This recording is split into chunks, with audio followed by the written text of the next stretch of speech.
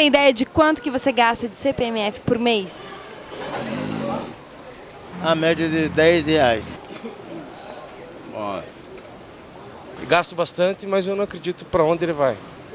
Uns R$ 400. Uma quantia de R$ 600 por mês. Faço a mínima ideia. Todas as pessoas, né, é prejudicada, até os aposentados são aposentados. Uma base de R$ 15.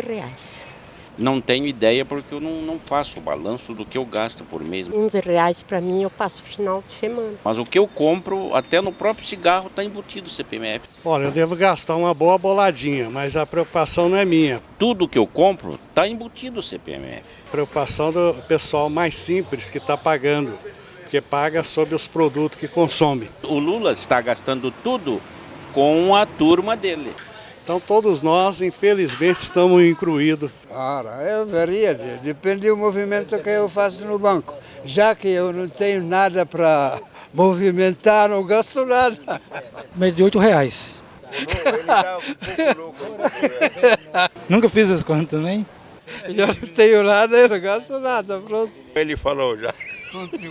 É 0,38%, né? Perto de 27% direto, né? 27% em cima de uma alimentação. 1 quilo de trigo. Em torno dos 200, 250. Nossa, 27%, 30%, 40%, 50% até o combustível. Nós somos autossuficientes, não somos? Não. Eu gasto uma fortuna. Uns 1.500, dois. Em torno assim de uns R$ 20, R$ 25. Em torno de uns R$ 40, R$ 50 mais ou menos.